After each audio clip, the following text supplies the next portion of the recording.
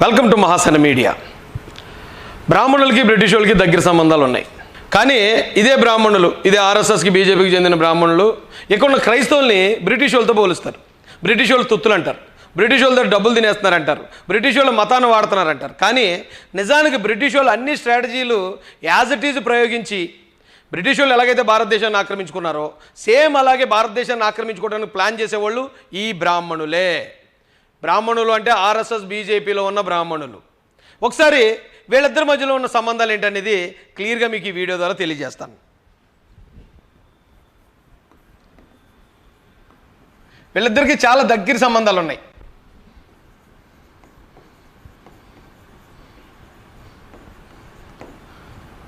British Brahminism. British వాళ్ళు భారతదేశానికి ఎలా వచ్చారో గుర్తుందా మీకు? వ్యాపారం నిమిత్తం వచ్చారు. అంటే వాళ్ళు మన దేశంలోకి రావడానికి చూపించిన సాక్ ఏంటి? వ్యాపారం. వాళ్ళు ఆ వ్యాపారం అంటే ఏ కంపెనీ పేరుతో వచ్చారు వాళ్ళు?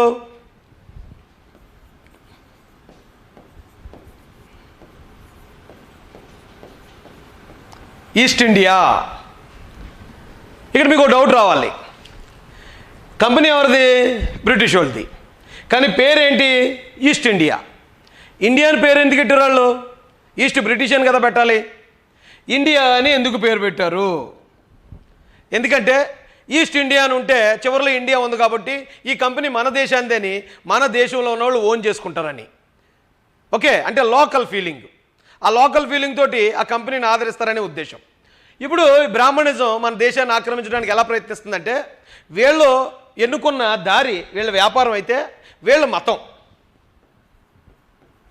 మతాన్ని ఎన్నుకున్నారు. వీళ్ళ మతానికి పెట్టిన పేరేంటి?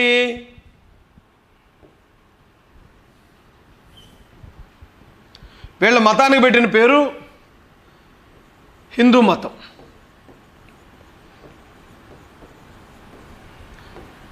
హిందూ అంటే ఏంటి? హిందూ అంటే ఎప్పుడో అరబ్బులు మన భారతదేశానికి దండయాత్రలకు వచ్చినప్పుడు మన దేశానికి వాళ్ళ భాషలో పెట్టుకున్న పేరు హిందుస్థాన్. హిందూ అనే పదానికి వేదాల్లో కానీ ఉపనిషత్తుల్లో కానీ పురాణ ఇతిహాసాల్లో కానీ మహాభారతంలో కానీ రామాయణంలో కానీ భాగవతంలో కానీ ఎక్కడా హిందూ అనే మాట ఉండదు. హిందూ అనే పదానికి అర్థం కూడా ఉండదు. ఎందుకంటే అది అరబిక్ భాష కాబట్టి. అయినా కూడా వీళ్ళు ఏం చేశారంటే హిందుస్థాన్లో ఉన్న హిందూ అనే దాన్ని తెచ్చి మతానికి పెట్టారు. ఎందుకు? Local feeling. మనది హిందుస్థాన్ కాబట్టి హిందూ అంటే ఈ మతం మన మతం అనే లోకల్ ఫీలింగ్ రెచ్చగొట్టడానికి. సో అంటే దేశంలోకి ఎంటర్ అవ్వడానికి వీళ్ళిద్దరూ ఎంచుకున్న మార్గం ఏంటి? లోకల్ ఫీలింగ్ని రెచ్చగొట్టడం. First point. ఇక రెండో పాయింట్ చెప్తాను, జాగ్రత్తగా వినండి.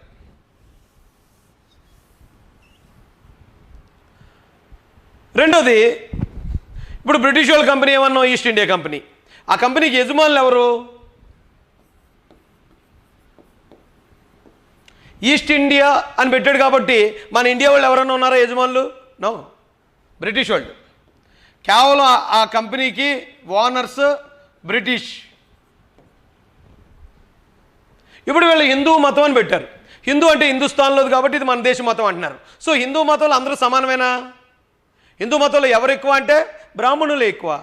బ్రాహ్మణులే అగ్ర కులస్తులు. సో ఇక్కడ ఓనర్స్ ఎవరు? బ్రాహ్మణ్. అంటే పేరు వచ్చి దేశం పేర్లు పెడతారు, కానీ ఆ దేశానికి చెందిన వాళ్ళు కానీ ఆ దేశానికి చెందిన ప్రజలు ఎవరు కూడా దానికి ఓనర్స్గా ఉండరు. ఓనర్స్ మాత్రం వీళ్ళే ఉంటారు.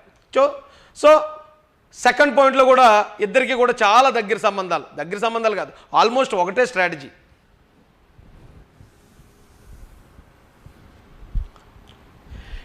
ఇక మూడో పాయింట్కి వద్దాం, ఆక్రమించే వ్యూహం. దేశాన్ని ఆక్రమించడానికి వీళ్ళు ఎలాంటి వ్యూహాలు పన్నారో ఒకసారి చూద్దాం. వ్యూహం ఏంటి బ్రిటిష్ వాళ్ళది ఆక్రమించడానికి? విభజించు పాలించు.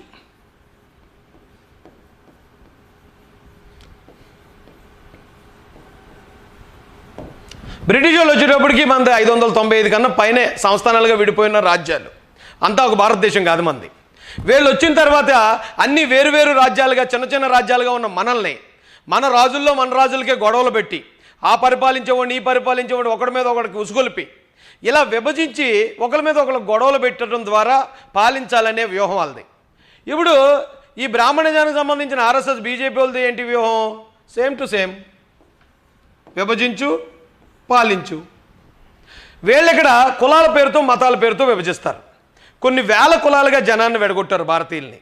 ఇప్పుడు క్రైస్తవులు గాను, ముస్లింలు గాను, సిక్కులు గాను, జైనులు గాను, బుద్ధిస్టులుగా చూపించి ఇక్కడ మతాల పేరుతో కూడా విభజిస్తున్నారు.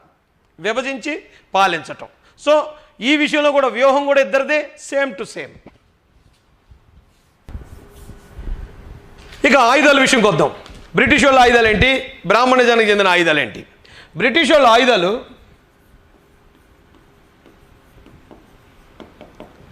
ఆయుధాలు గన్స్, ఫిరంగులు. గన్స్, ఫిరంగులే ఆయుధాలు. వాటితో చంపుతామని బెదిరించి మన దేశాన్ని ఆక్రమించుకోవడానికి వాళ్ళు ప్రయత్నం చేశారు, అందులో సక్సెస్ అయ్యారు. ఇక బ్రాహ్మణజానికి సంబంధించిన ఆయుధాలు ఏంటి? వర్ణ వ్యవస్థ, దేవుడు, అండ్ మూడోది కులం. వర్ణ వ్యవస్థ అనేది దేవుడు ఏర్పాటు చేశాడు. వర్ణ వ్యవస్థ ద్వారా బ్రాహ్మణులే గొప్పవాళ్ళు, బ్రాహ్మణులే పరిపాలకులు, మిగతా వాళ్ళందరూ కూడా మా బానిసలు అని ఈ వర్ణ వ్యవస్థని, దేవుణ్ణి, కులాన్ని చూపించి ఎక్కడున్న ప్రజల్ని భయభ్రాంతులకు గురి చేసి పరిపాలించే పరిస్థితి వీళ్ళకుంది. ఇప్పుడు ఆల్మోస్ట్ అదే జరుగుతుంది, వాళ్ళే పరిపాలిస్తున్నారు కూడా.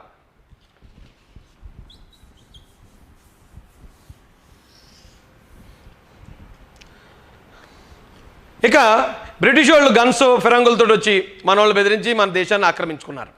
అలాగే వీళ్ళు కూడా హిందూ మతం పేరుతో వచ్చి మన దేశాన్ని ఆల్మోస్ట్ ఆక్రమించారు. ఇప్పుడు బీజేపీ పరిపాలిస్తుందంటే ఖచ్చితంగా బ్రాహ్మణిజం పరిపాలిస్తున్నట్టే. సో ఇప్పుడు వీళ్ళు ఏం చేశారు, బ్రిటిష్ వాళ్ళ పరిపాలనలోకి వచ్చిన వెంటనే మన భారతదేశానికి బ్రిటిష్ పరిపాలనలో ఏం పేరో తెలుసా? చాలామందికి తెలియకపోవచ్చు.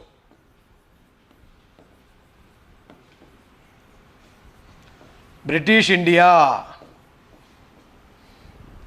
బ్రిటిష్ ఇండియా అని వాళ్ళ దేశం పేరును కూడా మన దేశానికి పెట్టేశారు. మన దేశానికి పెట్టేసి వాళ్ళు పరిపాలించడం మొదలుపెట్టారు.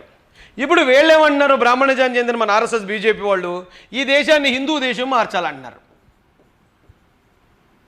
హిందూ దేశం, హిందూ దేశం అంటే బాపన దేశం అంతే.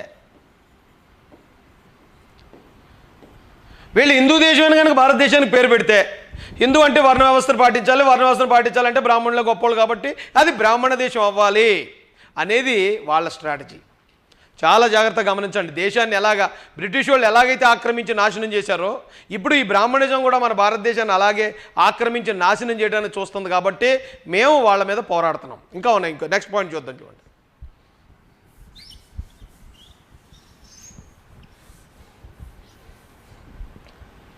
బ్రిటిష్ వాళ్ళు మన భారతదేశాన్ని ఆక్రమించిన తర్వాత వాళ్ళ రాజ్యాంగం ఏంటి?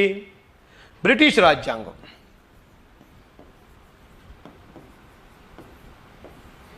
బ్రిటిష్ రాజ్యాంగం. వీళ్ళ రాజ్యాంగం ఏంటి?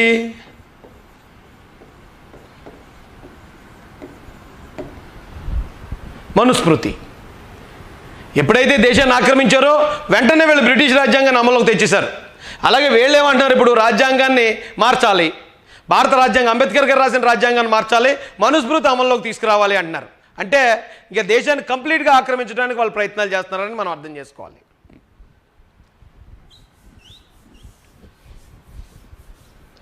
అయితే మీకు అనిపించవచ్చు బ్రిటిష్ రాజ్యాంగం అయితే ఏంటి, మనుస్మృతి అయితే ఏంటి అని. అక్కడికే వస్తున్నాను చూడండి ఆ పాయింట్. సమానత్వం, బ్రిటిష్ రాజ్యాంగంలో సమానత్వం ఉందా? సమానత్వం ఉందా అంటే నో. మనుస్మృతిలో సమానత్వం ఉందా? నో. బ్రిటిష్ రాజ్యాంగం ప్రకారం భారతీయులందరూ బానిసలు.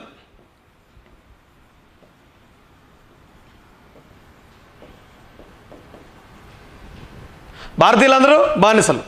మనుస్మృతి ప్రకారం శూద్రులందరూ బానిసలు. శూద్రులంతా బానిసలు. ఇక్కడ వీళ్ళు భారతీయులు అన్నారు, వాళ్ళనే వాళ్ళు శూద్రులు అన్నారు, అంతే తేడా. ఎందుకంటే అక్కడ బ్రాహ్మణిజంలో కూడా భారతీయులు అంటే భారతీయులందరూ ఏకమైపోయి తొక్కేస్తారు కదా మరి, అందుకని శూద్రులు అని పేరు పెట్టారు వాళ్ళు మనకి. కానీ రెండూ సేమ్ టు సేమ్. ఇక్కడికి వచ్చేటప్పుడు బ్రిటిష్ రాజ్యాంగం ప్రకారం రూలర్స్ అంట, ఆ పరిపాలించే వాళ్ళు అందరూ బ్రిటిష్ వాళ్ళే. ఇక్కడ మనుస్మృతి ప్రకారం పరిపాలించేదంతా కూడా బ్రాహ్మణులే, బానిసలుగా శూద్రులు అంటే భారతీయులు.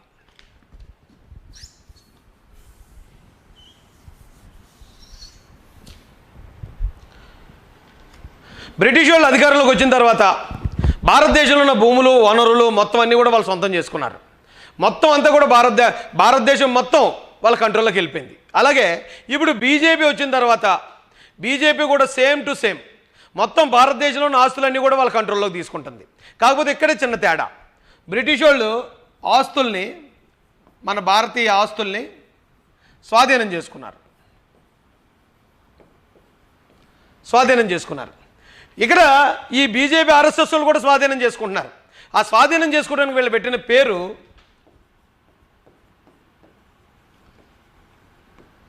ప్రైవేటీకరణ. ఎందుకు ప్రైవేటీకరణ? చాలామందికి అర్థం కాదు ఏంటంటే మన భారతదేశం, మన ప్రభుత్వం ఆస్తులను అమ్మేస్తుంది, ప్రజల ఆస్తులను అమ్మేస్తున్నారు, ప్రభుత్వ ఆస్తులను అమ్మేస్తున్నారు అంటున్నారు. కానీ వాళ్ళు అమ్మేయట్లేదు. ప్రజల ఆస్తుల్ని, ప్రభుత్వ ఆస్తిని తక్కువ ధరకే కొట్టేస్తున్నారు. అంటే కొనేసుకుంటున్నారు. వాళ్ళు స్వాధీనం చేసేసుకుంటున్నారు. రైల్వేస్ని అదానీకి అమ్మేస్తున్నారు, ఇంకో దేన్నో పోర్టులకు వచ్చి మన రిలయన్స్ వాళ్ళకి అమ్మేస్తారు.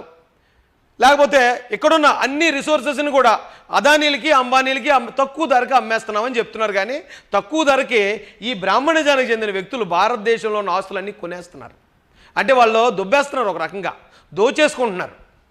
సేమ్ టు సేమ్ బ్రిటిష్ వాళ్ళు ఎలాగైతే ఆస్తులు మొత్తం మేము స్వాధీనం చేసుకున్నామని నొక్కేశారో, సేమ్ వీళ్ళు కూడా ప్రైవేటీకరణ పేరుతో భారతదేశంలో ఉన్న ఆస్తులన్నింటినీ కూడా నొక్కేస్తున్నారు.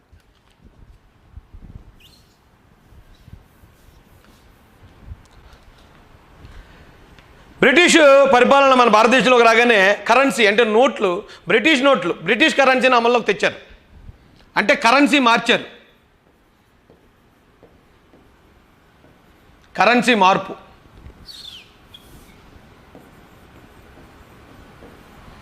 ఓకే, మరి వీళ్ళు కూడా కొత్త నోట్లు, పాత నోట్లు రద్దు అన్నారు. పాత నోట్లు రద్దు అంటే కరెన్సీ మార్చడమే కదా. చాలా జాగ్రత్తగా అబ్జర్వ్ చేయాలి మీరు. చాలా లోతైన విషయాలు ఇవి. వీళ్ళు అధికారంలోకి వచ్చిన వాళ్ళ కరెన్సీని తెచ్చుకున్నారు. అలాగే బ్రాహ్మణులు అధికారంలోకి వచ్చిన వీళ్ళ కరెన్సీని వాళ్ళు చలామణిలోకి తెచ్చారు.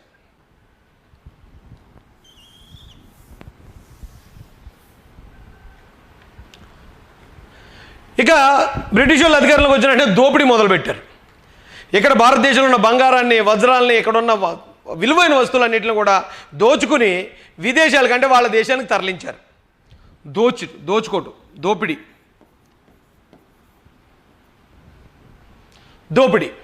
ఇప్పుడు వీళ్ళు ఏం చేస్తున్నారు? బ్రాహ్మణిజం బీజేపీ అధికారంలోకి వచ్చినట్టే నీరవ్ మోడీ అని ఉందంటే అర్థమైపోతుంది కదా. మోడీ, లలిత్ మోడీ, విజయ్ మాల్యా, వీళ్ళంతా ఎవరు? ఇప్పుడు భారతదేశంలో బంగారం, వజ్రాలు రోడ్ల మీద పోతలేదు ఇప్పుడు దోచుకోవడానికి. మన దగ్గర ఉన్నదల్లా ఏంటి? బ్యాంకుల్లో ఉన్న ప్రజాధనం.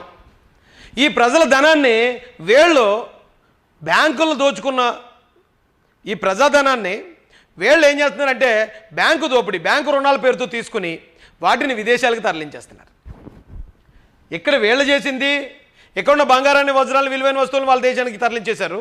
వీళ్ళు ఏం చేశారంటే బ్యాంకుల్లో ఉన్న డబ్బు మొత్తాన్ని లోన్ల రూపంలో తీసుకుని విదేశాలు తరలించేస్తున్నారు. ఏదైనా కానీ దేశాన్ని దోపిడీ చేస్తున్నారు. ఈ విషయంలో కూడా రెండు కూడా same to same, British and బ్యాపినిచ్.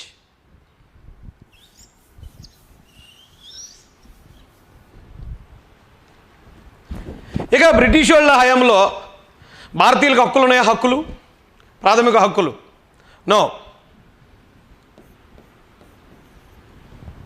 అలాగే మనుస్మృతి ప్రకారం శూద్రులు అనబడుతున్న భారతీయులకి హక్కులు ఉన్నాయా?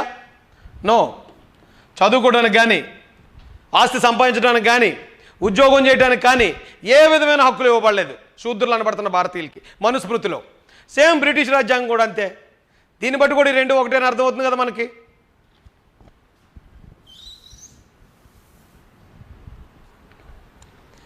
ఇక బ్రిటిష్ వాళ్ళు మన భారతదేశంలోకి రావడానికి, బ్రిటిష్ వాళ్ళు ఇచ్చే డబ్బుకి, ఆయా ఏదైతే జమీందారీతనానికి, సామంతగిరికి, అంటే కొంతమంది సామంతరాజుల పేరుతో, కొంతమంది జమీందారుల పేరుతో బ్రిటిష్ వాళ్ళకు ఊడిగం చేశారు కొంతమంది దేశద్రోహులు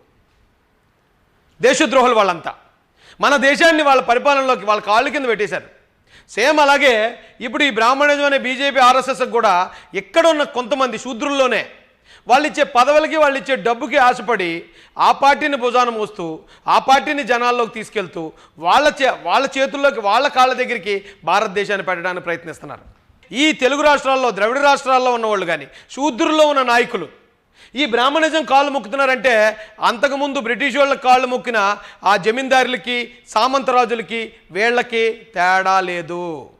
అప్పుడు దేశాన్ని వీళ్ళకి తాకట్టు పెట్టారు, ఇప్పుడు వీళ్ళకి తాకట్టు పెడుతున్నారు. శూద్రులకు ఉన్న హక్కులన్నింటినీ పోగొట్టడానికి దేశాన్ని దోపిడీ చేయడానికి వీళ్ళకి సహకరిస్తున్నారు. శూద్రుల్లో ఉన్న నాయకులు ఎవరైనా బ్రాహ్మణిజాన్ని సహకరిస్తే ఖచ్చితంగా వాళ్ళ నా దృష్టిలో దేశద్రోహులు. ఇక ఎవరు దేశభక్తులు? దేశభక్తుల విషయంకి వచ్చేటప్పటికి బ్రిటిష్ అధికారానికి రవి అస్తమించిన బ్రిటిష్ సామ్రాజ్యానికి ఎదురు తిరిగిన ఎంతోమంది స్వాతంత్ర సమరయోధులు ఉన్నారు. ఇక్కడ వాళ్ళు చంపుతారని తెలిసిన, జైల్లో పెడతారని తెలిసిన, ఇది నా దేశం, మీ పరిపాలన మేము అంగీకరించమని చెప్పి పోరాడిన వీరులు దేశభక్తులు. ఇక్కడ ఈ బ్రాహ్మణిజానికి బీజేపీకి ఆర్ఎస్ఎస్కి వ్యతిరేకంగా పోరాడుతున్న ప్రతి ఒక్కడు దేశభక్తుడు, వీరుడు, స్వాతంత్ర సమరయోధుడు. దానిలో ఖచ్చితంగా మహాసేన కూడా ఉంటుంది. మేము చేసేది పోరాటం, స్వాతంత్ర పోరాటం. ఈ బ్రిటిష్ వాళ్ళు ఎలా ఆక్రమించారో సేమ్ అలాగే ఈ బ్రాహ్మణిజానికి చెందిన వ్యక్తులు కూడా దేశాన్ని ఆక్రమించాలని ప్రయత్నిస్తున్నారు. ఆ ప్రయత్నించే ప్రయత్నాలకి ఎదురు తిరిగి మేము చేసే పోరాటం స్వాతంత్ర పోరాటమే. ఈ పోరాటంలో ఇప్పటివరకు చాలామందిని మేము శూద్రుల్లో ఉన్న వాళ్ళనే, వాళ్ళు రెడ్డిలు కావచ్చు, చౌదరీలు కావచ్చు, కాపులు కావచ్చు, బీసీల్లో ఉన్న కొందరిని కావచ్చు, మేము ఒకవేళ అపార్థం చేసుకుని మీ మీద కూడా పోరాడి ఉన్నాం. కాబట్టి నేను ఈ వీడియో పూర్వకంగా మీ అందరికీ కూడా సారీ చెప్తున్నాను. ఇక మా పోరాటం ఓన్లీ ఈ దేశద్రోహులకు సంబంధించిన వ్యక్తుల మీదే ఉంటుంది. ఏదైతే మనుధర్మశాస్త్రాన్ని తీసుకొద్దాం, ఎక్కడున్న శూద్రుల్ని మళ్ళీ బానిసత్వంలో తీసుకెళ్దామని ప్రయత్నిస్తున్నారో వాళ్ళ మీదే మా పోరాటం ఉండబోతుంది. ఇప్పుడు మీకు అర్థమైంది కదా క్లియర్గా? ఎవరు బ్రిటిష్ వాళ్ళు? వీళ్ళు బ్రిటిష్ వాళ్ళు తొత్తులుగా ఉంటారు. వీళ్ళు బ్రిటిష్ వాళ్ళని అనుసరించి భారతదేశాన్ని ఆక్రమించుకోవడానికి ప్రయత్నిస్తారు. ఎదుటోళ్ళని బ్రిటిష్ వాళ్ళు తొత్తులని మాట్లాడతారు. దొంగ అని అరిచినట్టు. అర్థమైందండి? ఇప్పటికీ క్రైస్తవుల మీద వీళ్ళు చేస్తున్న ఆరోపణలకి నేను పక్కా క్లారిటీ ఇచ్చాను ఎవరు బ్రిటిష్ వాళ్ళు అనేది. నెక్స్ట్ వీడియోలో పాకిస్తాన్ భారతీయ ముస్లింలు అందరూ పాకిస్తాన్కి అనుకూలంగా మాట్లాడుతున్నారు, వాళ్ళకి అభిమానంగా ఉంటున్నారు అంటున్నారు. అసలు పాకిస్తాన్ అనే వాళ్ళకి ఎవరు అభిమానంగా ఉంటున్నారు, ఎవరు పాకిస్తాన్కి జై కొట్టిస్తున్నారో అది కూడా క్లియర్గా చెప్తాను. అది కూడా ఖచ్చితంగా బ్రాహ్మణిజానికి చెందిన వ్యక్తులే. వీళ్ళే పాకిస్తాన్కి జై కొట్టిస్తున్నారు. 100% నేను ఆధారాలతో పాటు మీకు చూపించబోతున్నాను. అప్పటి వరకు సెలవు. జై భీమ్, జై భారత్, జై జై మహాసేన.